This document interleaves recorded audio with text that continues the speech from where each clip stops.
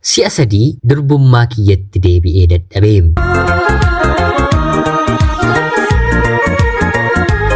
Yeroodhaaf maqaa kiyya himachuun barbaadu kanan dhaladheetti guddadhee jiituu magariituu Oromiyaa keessatti barnoota kiyyallee kutaa 1 hanga 8tti maatii koo haadhaaf abbaa koo biratti baradheera. Haa ta'uutii garuu sanaan booddee dhukkubni irra deddeebiin wanta na rakkiseef barnoota koo itti fufee barachuu hin dandeenye.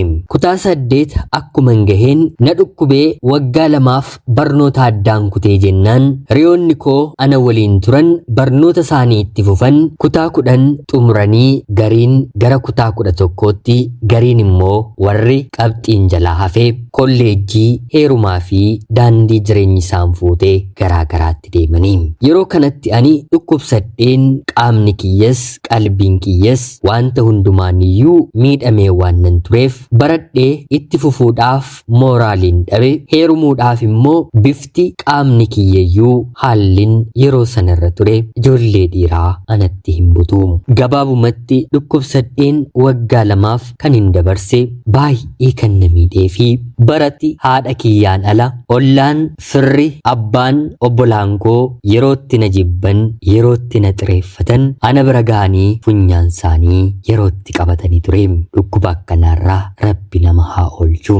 Qaamni kiyya yeroo sanatti namaaf mitiitii anaafuu foolii qabaa baay'ee na jibbisiisaa. Kana jedheen amma dhukkuba koo himachuun barbaadu. Kanuman armaan dura dubbadhe irraatiyyuu haallin keessan ture isiniif gala jedhee namanaam. Hanga maatiin abbaan obbolaan firri ollaan hiriyyaan na gaafachuuf natti siquuf na nuffee na xireeffaterran ture. Kana keessa baanii akkamittiin jaalallee yookiin immoo hiriyaa qaba ture. Haa ta'uutii garuu takkittiin haadha koo gadameessa ishee keessaa qullaatti na baastee madaa koo foolii koo waliin na jibbitee narraa dhiqaa narraa qulqulleessaa takkaafiyyuu miira nuffii otoo natti hin argisiisiin intalli kiyya boru borolee naaf fayyiti jechuun abdii guutuudhaan na eeggachaa turte.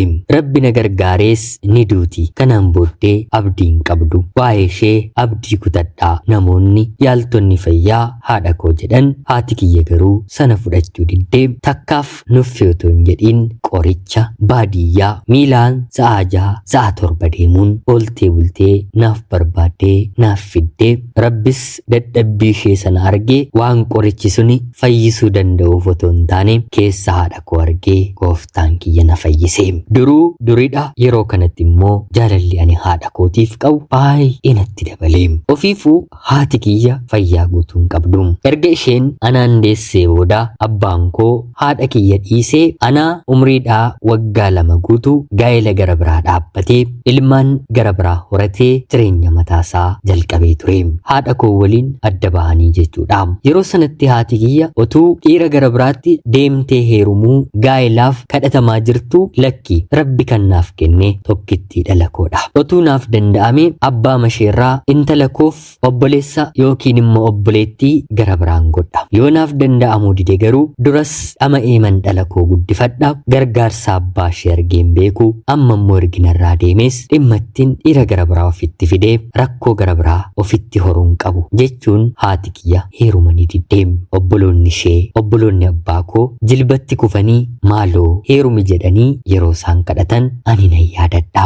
Jaarsummaan si'a meeqa haadha kootti bahameera. Haa ta'uutii garuu haati kiyya ni diddeem. Ofiifuu fayyaan qabu fuudheen abbaa gara biraaf ilmaan godhadheen waa'ee fayyaa koo yaadda'amoo abbaan ormaa intala koo maal godha jedheen yaadda'amoo waa'ee ijoollee koo haaraan godhadhee dhala koo biratti wal caasisuu yaadda'a jettee haati koo heeruma gara biraa umrii ijoollummaadhaan diddeem. Abbaa koo durallee gaa'ela gara biraa dhaabbattee turteem. Haa ta'uutii garuu abbaan manaa ishee ta'uufii waan dideef dhalli isaaf garaatti godhattillee garaatti dhiitee waan jalaa ajjeeseef dhiiraaf fedhii isheen qabdu baay'ee gadi bu'aadha. Abbaa koos irratti argite mitiire fedhii gaa'ela gaa'ela gara biraa dhaabbattee jiraachuu gonkumaan godhanne. Haa ta'utii garuu hanga abbaan koo deebi'ee haadha kootti deebi'utti haati kiyya akka inni ishee waliin jiraatuuf otoo hin taane daa'ima gara biraa dabaluufiif baay'ee kadhatti. Erga inni isheerraa adda bahee illee baay'ee isatti deemti ture. Yaanni isaa qabeenya haadha manaa isaa lammataa biratti horate narraa qoddachuuf jetteeti jedhee malee fedhii haadha koo hanga isheen isaaf gatii qulqulluu kanfaltutti hin beeku ture. Gaa'ela gara biraa dhaabbatee waggaa 8 keessatti ijoollee 3 abbaan koo haadha manaa gara biraarraa horatee ture. Haati manaan sun qabeenya maatii isheerraa dhaalte maatii isheedhaaf tokkittii waan taateef qabeenya gaarii bareedaa ni qabdi ture. Haa ta'uutii garuu turtii waggaa 8 booddee abbaan koo ni dhukkubsata. Yeroo dheeraa waggaa dheeraa otoo ta'ellee bareedaadha. Namayyuu amansiisuu baatu gatii haati manaan abbaa manaa isheedhaaf kanfaltuuf yeroon kun gahaan turre. Abbaan kiyya haadha manaa isaa biratti dhukkubsatee baatii tokkoof torbee 2 fixe. Turtii baatii tokkoof torbee 2 keessatti haati manaan isaa dhiira gara biraa waliin hariiroo jalqabdee abbaan kiyya otuu isheen maal ta'a dhukkubni kun achumaan isa gombisee jettee sanyoo isheetti haasoftu kan ciise fakkaatee asaasaan otoo isheen odeessitu gurrisaa dhagahee. Kan baatii tokkoof torbee 2 sireerra ciise abbaan ijoollee ishee 3 haadha manaa isaa dhiisee haadha koo waggaa 8 guutuu dhiira gara biraa heddee isa kadhachaa ture bira miila isaatiin deemee dhufe. Yeroo sumattuu baay'ee dhukkubsataa ture. Si biratti du'een harka kee irratti nan awwaalamaa. Cubbuu keetu bakka hin deemetti na qabee. Haati manaan koo ani sirratti fuudhe anaaf qulqulluun turre. Maaloo dhiifa manaaf godhi jedhee bakka ani jirutti dubartii waggaa 10 of beektu of dandeessuun ture. Abbaan kiyya otoo dhukkubsatuu haadha kiyya yeroo inni jilgeenfatee dhiifama gaafatu ija kootiin arga jecha isaas gurra kootiin nan dhaga'am. Haati kiyya lakki achittis ijoollee horteeta. Gara haadha manaa keetti deebi'i. Ani dhalan sirraa barbaade malee akka ati na waliin jiraattu barbaade miti jettee yeroo isheen kadhatteeni anoo akkan du'u nan beeka. Keessi kiyya natti maa jira maaloo harka kee irratti qofa akkan du'u naaf eeyyami jedhee abbaan koo mana keenya galee jiraachuu jalqabe. Haati kiyya dhukkubsattuu kan jedhamtu dhukkubuma ishee kana keessaa abbaa keenya kana wal'aantee fayyistee bakka du'e jedhameetii ka'ee waggaa 4 keessatti ijoollee dhiiraa 2 haati koo obbolaa haadha tokkoof abbaa tokko taaneerraa naaf goote. Abbaan manaan isheetti deebi'uu isaatti maqaa isheen hin arganne tokko hin qabdu. Mana qaalluu, mana toshituu, bakka hin deemne hin qabdu fi kanneen kana fakkaatan wanta namni namaan jedhu waan isheen hin jedhamne hin qabdu. Haa ta'uutii garuu haadha koodhaan kan beeku anadha. Haati manaansaa kan lammataa inni fayyee miillaan deemuu jalqabnaan kottu mana kee fi ijoollee keetti deebi'i jettee kadhatteetti. Haa ta'uutii garuu inni fudhachuu hin dandeenye. Humnas qabdi waan na ta'eef dargaggootaan si'a hedduu magaala keessatti reebsisteetti. Akka isheen reebsiste waan na beekeef mana murtiitti illee deemee isheen himanne. Harka haadha manaa koo irratti naa ajjeesu jedhee rabbiif haa galatu hanga har'aatti tokkicha abbaanaaf ta'ee anaaf obboloota koof jira. Ani garuu hangan guddadhee of baree mana haadha kootii miilli koo tarkaanfatee ba'utti abbaa kiyya kana amaneen akka abbaatti sekeendii tokkoof iyyuu fudheen hin beeku. Sababiin isaa immoo kuni kan dhiifama godhee fi haadha kiyyadha malee ani abbaa kiyyaaf dhiifama hin gooneefi. Waggoota inni na dhiisee deeme gidduutti waan baay'een rakkadhe waan baay'een jedhame. Sana gonkumaa dagachuun barbaanne. Haadha kiyyaan illee isheen sirrii taatus ani isheedhaan baay'ee ishee komachaa garaan kootti qabamaa ture. Innis anaan haala kiyya laalee ofitti amanee dhala koodhanaan hin jedhu. Maqaan ittiin hin waamamu maqaa isaatiin ta'us haa ta'uutii garuu ishee hangafa jedhee baay'ee na sodaata. Anis guyyaa tokko guyyaan aaru dhugaa jirtu abbaa kooti nan dubbadha. Sababiin isaa immoo gaa'ila waggaa 8 dhiisan itti deebi'uun baay'ee ulfaataadha. Har'arra taa'een garaa bal'ina haadha koo yeroon ilaalu dhuguma rabbi gooftaan haadha kiyya nama akkamii godhee uumeetu ishee jiraachiseen jedha. Kutaa 8 booddee dhukkubsadhee ka'een haati kiyya yaantala koo waa'ee egeree kee baay'ee na yaaddessa. Anis ta'e abbaan kee maal siifaa goonuu jettee yeroo na gaafattu guutummaa guutuutti waaqaa gaditti harka shirratti waan hin fayyeef maallaqa hanga kana abbaan kees eenyuyyuu toon beekin walitti qabeen jira. Abbaan kees si gargaaruun diduu siitiin baay'ee waan sodaatuuf waan fedhakee natti dubbadhu jettee na gaafatte. Yeroo sana ani ija namaatti bahuun iyyuu xiqqoo sodaa waan naaf kennuuf naannooma kanarraatiin fagaadha jedheen biyya hambaa deemee hojjedheen of gargaaruuf fedhee akka hin qabu haadha kiyyattiin dubbadhe. Haati kiyyas faayidaa malee miidhaa biyya hambaa kana waan hin beekneef danda'aaree maallaqni kiyyaa otoo naa danda'ame baargamattiin si baasee lubbuun kooyyuu boqonnaa argati. Otuman akka tasaa waa tokko ta'ellee obboloota kee xixiqqoo kanaatiif situ haadha ta'a. Abbaa keedhaan mari'adheen yoo maallaqni kun nu hin gahu ta'e firarraa alagaarraa iyyuu liqeeffannee nan si ergadha naan jette. Tole jennee anaa fi haati koo baay'ee walii galla walammannee walitti boonye. Abbaan koos tole jedhee nama barbaadee faddaala manuma keenyatti fidee waa'ee biyya hambaa gaafate. Maallaqni biyya hambaa deemuuf barbaachisus kanumti haadhi koo qabduyyuu hin nagaa ture. Yeroo sanarraa kaasee eegaleen adaraa jettee yeroon piroosesiiwwan jalqabuu fi xumuru abbaan koo na waliin imalee waan hundumaa na xumursiisee waan hunduu kan ta'u gargaarsa rabbii ni dhaatii gara biyya hambaatti imala koon taasisee baay'ee ajaa'iba baay'ee dinqii ture.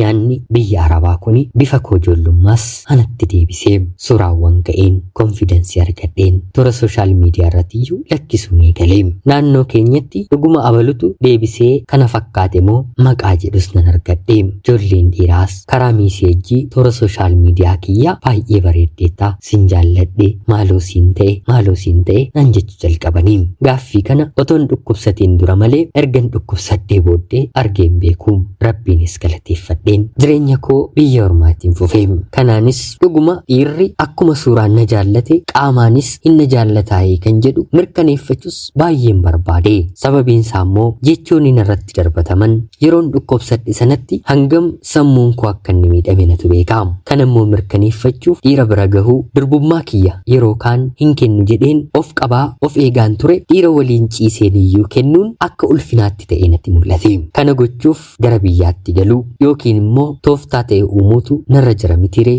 Dargaggoota karaa toora sooshaal miidiyaa gaaffii jaalalaa naaf dhiyeessanii keessaa mucaa biyya kiyyaan ani beeku xiqqoo narra jiru barnoota addaan kutee naannooma keenyatti hojii dhuunfaasaa hojjechaa jiru tokko waliin hariiroo kiyya nan cimse. Dhuguma yoo na jaallatta ta'e waggaa 2 booddee kontraata kiyya xumureen nan deebi'as hin jedheeni.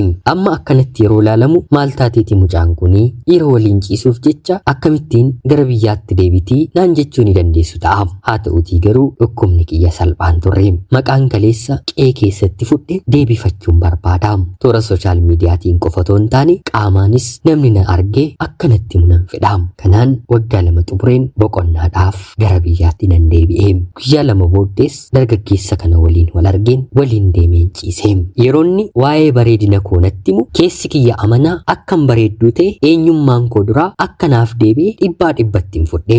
Kabaja akkan qabuu fi kabaja kiyyas akkan kennuu fi itti meen ture. Haa ta'uutii garuu guyyaa sana kan uumame akka qaamni isaa kabaja kiyyallee fudhachuu hin dandeenyedha. Otuu na biran gahiin si'a 3 sanyii isaa ofirratti dhangalaase. Sanaan booddee yaalee dadhabe.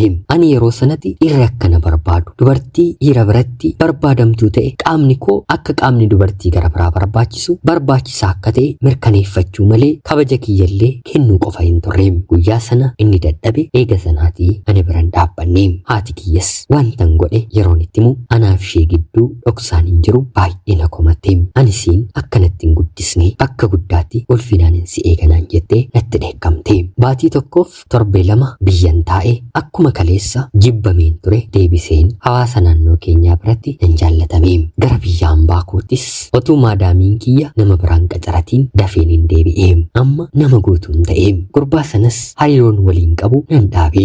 Innis baay'een turre gaa'ela dhaabbatee haadha manaa godhatee waliin jiraachuu jalqabe.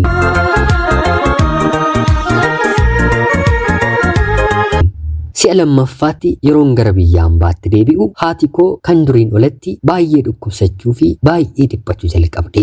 Yeroo yerootti mana yaalaa aanaa keenyaatti ni deddeebiti. Booddee garuu akka dhukkubbiin ishee hanga xumuraatti fayyuu hin dandeenye hojjettoonni aanaa keenyaa maatii kiyyatti yeroo himan mee gara Finfinneetti ol fudhaatii haa yaalamtu jedheen maallaqa haadha kiyyaaf erguun jalqabe.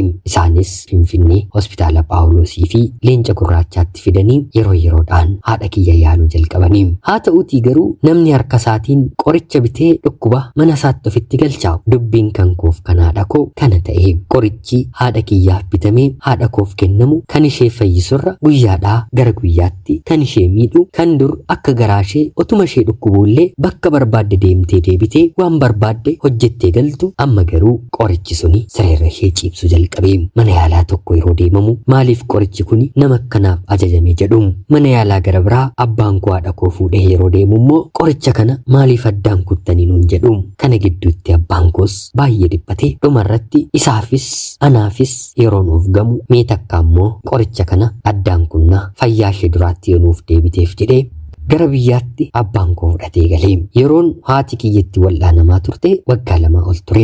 Anis biyyaan baadeemiin si'a lammaffaaf jechuudha waggaa 4 fixee turtii waggaa 4 jala yeroon ga'u kaadhimaas baafadheera si'a kana waggaa 4ffaa fixeen gara biyyaatti galeen isa sirrii kaadhimaa koo waliin gaa'ela dhaabbadheen gammadu haadha kiyyaaf boqochiisu bakka yaada isheetiin ga'uun karoora koo guddaa ture.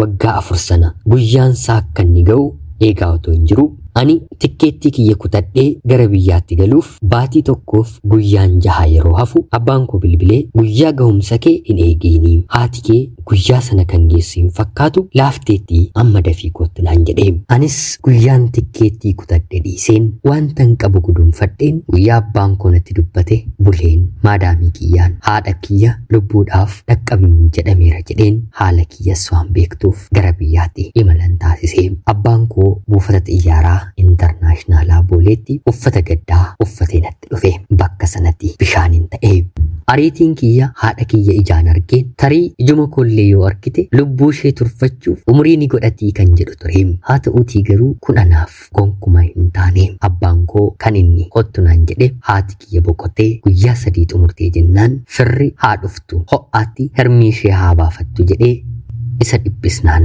inni garuu guyyaamti ishee haa ga'u daandii irratti laphee ishee tuqurra anis gadda keessaa baheen isheen jajjabeessa amma garuu ofiifuu humna hin qabu jedhee guyyaa kiyya eeguu isaatiin guyyaa 3 xumuree guyyaa 4ffaatti anaaf abbaan koo gadda ho'aarraa ka'ee otoo ofiifuu hin jajjabaatiin buufata xiyyaaraa booleetti wal argine. Abbaa koo waliin illee namoonni biyyaa dhufanii turanii haa ta'uutii garuu yoonis nuunis nu argite ni naatinaan jedhanii konkolaataa keessa taa'anii na eegaa turanii. Ani akkuma abbaa koon argeen haati kiyya ni duuteeyyii jedhee yeroon gaafadhu yeroo ni naaf mirkaneessu xiyyaarri na buuse deebisee gara biyya ormaatti akka na fudhatuuf gara duubaatti shaanxaa koo gadhiiseen hin deeme nan iyyee akkan ta'uu wallaalee dargaggoonni naannoo sana jiran harkaaf miila koo jabeessanii qabanii ani isaan gadhiifadhee baduu waantan barbaadeef yeroo isaaniitti ulfaatu daqiiqaa 30 booda miila koof harka koo na hidhanii yeroo kanatti ture namoota biyya koo abbaa kiyya waliin dhufanillee kan hin argine mana gaddaa keessa obboloota koo xixiqqoo qofatu ture.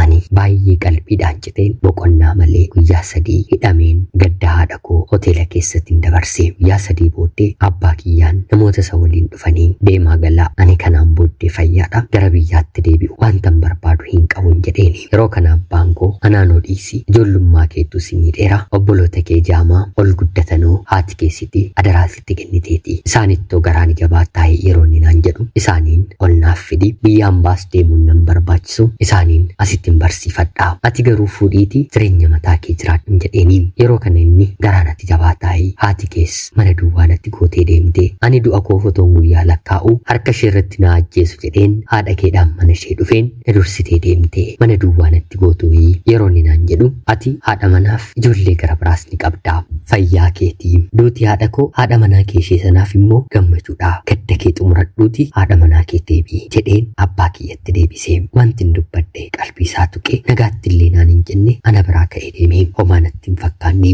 naasuun inni ana biraa ka'ee deeme garuu guyyaa 2 booddee deebisee yeroo na tuqu gara abbaa kootti hin bilbilee biyya gahee gadda taa'eera haa ta'u guyyaa 80 booda sagantaa lubbuun ishee haa maaramuuf haadha keef hin qopheessu irratti argamii yeroo inni naan jedhu lakki kanaan booddee ani ijattiin mana haadha koon ilaaluu hin qabu obboloota koonaaf ergi nan barsiifadhan jedheeni jaarsummaa firoottan koo akka akkan qophii sanarratti argamuufillee abbaan kun natti erge ani sadi deem mana yookiin immoo hoteela yeroodhaaf akka keessa teenyuuf abbaan kun na fide keessa baatii tokkoof torbee lama jiraadheem. Baatii tokkoof torbee lama booda konkolaachisaan jalqaba buufata booleetii na fidee dhufe natti deddeebi'ee abbaan koo yeroo jirus mucaan keessan akkam taate jedhee gaafachaa waan na tureef inni maaliif mana kanatti qofaa kee of miitaa obboloonni kee yoo dhufanillee hoteela jiraachistamoo maallaqa kee kanaa ol hoteelatti hin fixiinii booddee waan hunda dhabuun kee si gaabbisiisaa mana xiqqoo siif hin kireeffadhaa meeshaa xiqqoo bitadhuuti hanga tasgabbooftuti keessa jiraadhu naan jedhee. Namuma keenya nama Oromoodha hojii raayidii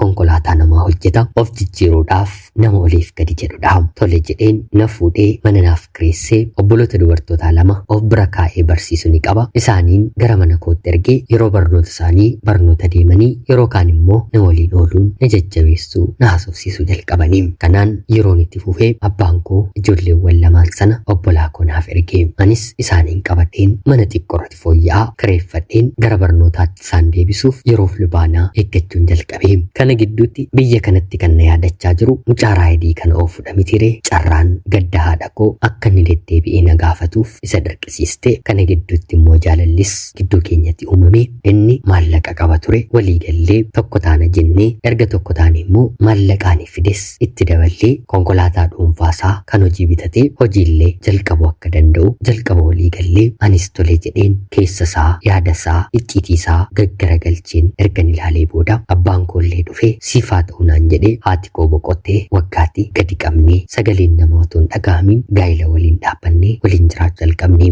Sanaan booda obboloota koo barsiifachaa jireenya jalqabnee hanga waggaa tokko finnee gaa'ela waliin dhaabbannuti. Abbaan manaan koo kuni of danda'ee dhuunfaa isaatiin konkolaataa hojjetu bitatee kan kee immoo yookiin ofii keetti hojii jalqabda yookiin immoo waan feete irratti gootanaan jechuun gaa'ela dhugaa qulqulluu irra caalaa jabeesseen akkan isa mana taasisee waliin eegalle kabaja kiyyaan isattiin heerume. Rabbis ilmaaniin nu eebbise. Har'a haadha kiyya na deesse dhabus haadha kiyya bakka rakkinaatti na argate abbaa manaa koo qulqulluu garuu argadheen obboloota koollee barsiifachaa obboloonni isaallee manuma nuti mooraa kireeffanne keessa kireeffatanii baratanii eebbifamanii hojii argatanii wal dandeenyee haala gaariidhaan jiraachaa jirra. Maallaqa kiyyan biyya ormaatii fide immoo bakka gaariidhaa lafa bareedaa binnee humni isaa kan danda'uun jechuudha. Abbaan manaan koo suuta mana irratti ijaaruu jalqabeera. Jireenyi kanuma dhamitire gadi buune ol baane har'a kunoo isaaf haa galatu kanaan ga'een jira. Rabbiif galanni haa ta'u. Ana obboleettii keessan naannoo magaalaa Finfinnee irraatii ulfaadhaa nagaatii galatoomaa.